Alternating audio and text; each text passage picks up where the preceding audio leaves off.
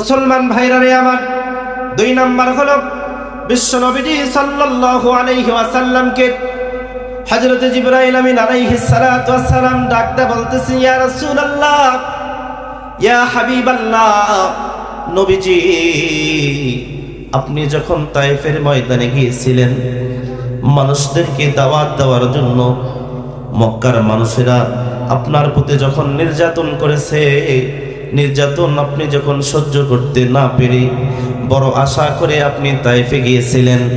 বিশ্বনবীজি সাল্লাল্লাহু আলাইহি ওয়াসাল্লাম মক্কার মানুষদেরকে দাওয়াত দিলেন। এক পর্যায়ে মক্কার মানুষেরা বিশ্বনবীজি সাল্লাল্লাহু আলাইহি ওয়াসাল্লামকে গ্রহণ করে নাই। বিশ্বনবীজি চিন্তা করলেন, আমি যদি তায়েফে যাই আমার নানার এলাকার মানুষ হয়তো আমার ধর্ম মেনে নেবে, আমাকে নবী হিসাবে মেনে নেবে রে মুসলমান। বিশ্ব নবীজি সাল্লাল্লাহু আলাইহি ওয়াসাল্লাম তায়েফে গেলেন। তায়েফের মানুষেরা বিশ্ব নবীজিকে তো গ্রহণ করলেন না। এক পর্যায়ে বিশ্ব নবীজি সাল্লাল্লাহু আলাইহি ওয়াসাল্লামের শরীর থেকে রক্ত ঝরাইছে। কথা বলেন ঠিক কিনা? মুসলমান ভাইরা রে আমার, বিশ্ব নবীজি সাল্লাল্লাহু আলাইহি ওয়াসাল্লামের উহুদের ময়দানে দান মুবারক শহীদ করে দিয়েছেন। তায়েফের ময়দানে বিশ্ব নবীজি সাল্লাল্লাহু আলাইহি ওয়াসাল্লামের শরীর থেকে রক্ত ঝরাইছে, কিন্তু আমার আপনার নবী দুজাহানের কান্ডারি রাহমাতুল লিল আলামিন সে সময় আল্লাহ তাবারক ওয়া তাআলার কাছে যদি বদদুয়া করতেন, জিবরাইল আমিন আলাইহিস সালাতু ওয়াস সালাম বলেছিলেন, পাহাড়ের ফেরেশতারা ডাকতে বলছিলেন, হাবিবুল্লাহ আপনি অনুমতি দেন আমরা দুই পাশের 2টা পাহাড় চাপা দিয়ে তায়েফবাসীদেরকে ধ্বংস করে দিব।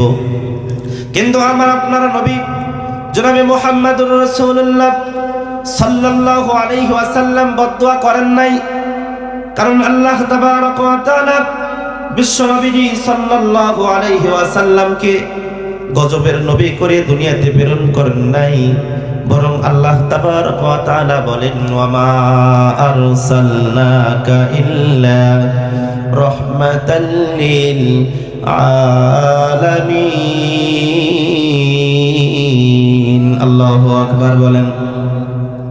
আমার আপনার নবীকে আল্লাহ তাবারক ওয়া তাআলা সারা বিশ্বের জন্য রহমত করে প্রেরণ করেছেন। সুবহানাল্লাহ বলেন।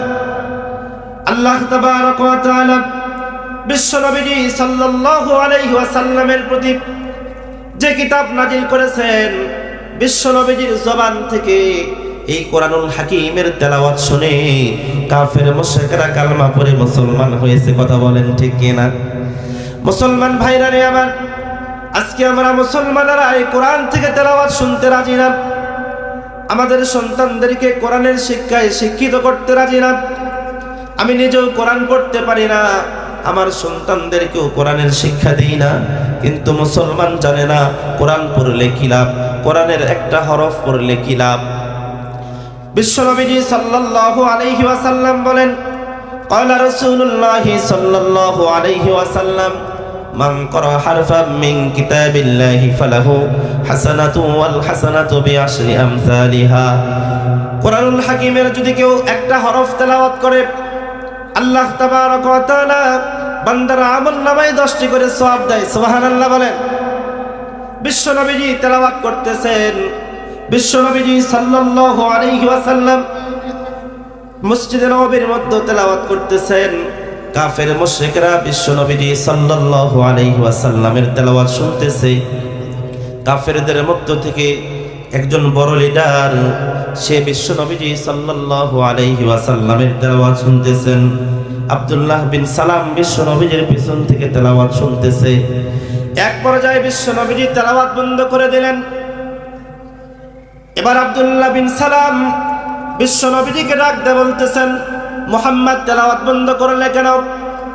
বিশ্ব নবীজি সাল্লাল্লাহু আলাইহি ওয়াসাল্লাম ডাকতে বলতেছে, তুমি তেলাওয়াত কি শুনতেছো? বলতেছে, হ্যাঁ আমি তেলাওয়াত শুনতেছি।